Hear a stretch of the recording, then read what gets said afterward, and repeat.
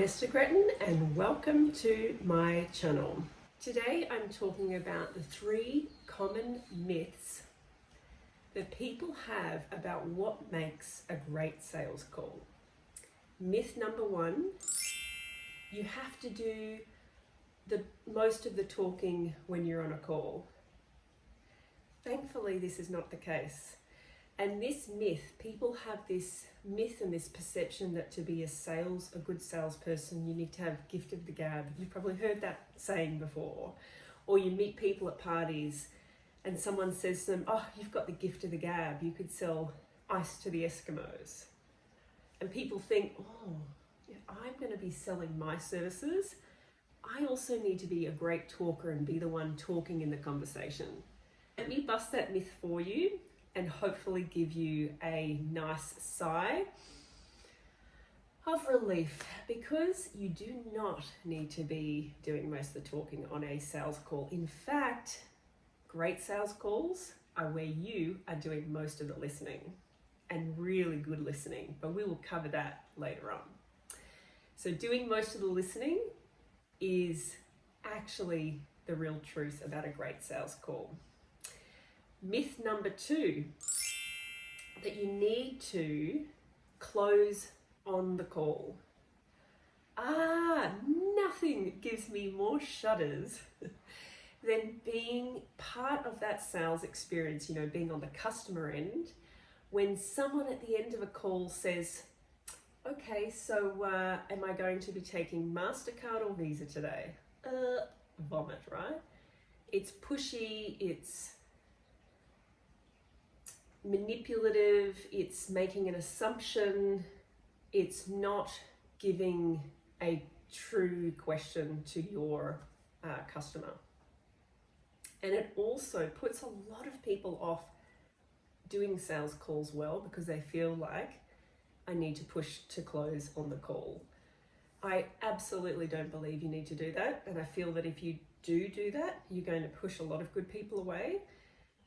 And so my alternative to doing a close on the call, that if you've read the right signs, communication signs, and you feel like, yes, it looks to me like this person is ready to work with me because you've followed a really great sales process, then you can ask the question. So what does it look like or feel like for you and I to work together on this offering, this service, whatever you have actually just offered to them?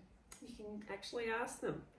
And if you feel like, you know what, I feel like this person might need a bit of space, then you can always say, I'll give you all the time you need to work it out. And what I do in those moments is I create some time capsule around it. It's not the right word, but you know what I mean. So I might say, I'm going to give you this detail via email or message or whatever, however you're communicating with them. And I want you to take the time to think about it. But to honor your decision to move forward, if it's the right fit for you, I'm going to give you something special, something that's actually of value, free for a 24 or 48 hour period. But if it's not right for you, we can always come back to this another time. And what I find by offering that bonus for a 24, 48 hour period, it will be enough for the people who are sitting on the fence going, yeah, I'm ready to work, but for them to make the decision. And for the people who are not right for you, or the time's not right, it's just genuinely not a good fit, the bonus, it won't matter.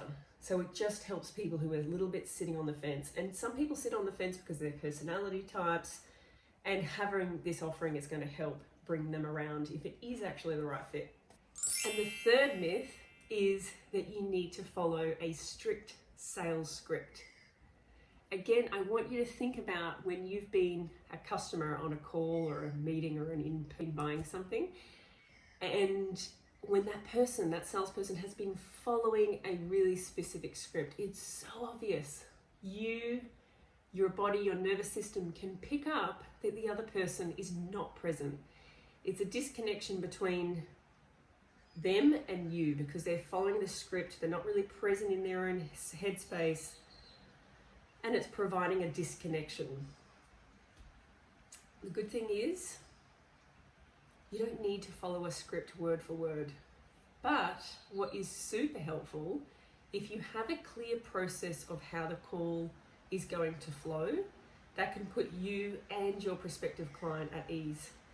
And you can set up the call or meeting and end it in a way that has parameters around it and create lots of space in that call or that meeting to be asking powerful questions and then holding space for the other person to fully articulate their response and for you to really actively listen. So there is a sales process to follow on a call, but it's not a strict sales script where you need to be reading it and sticking to it and only sticking to it. So that's a big myth. I'm going to cover in another video the power of a really beautifully flowing sales process, but that's the 3 myths today. If you haven't already, hit that like and subscribe button because I'll be sharing weekly content on what makes great sales in your service business. Take care.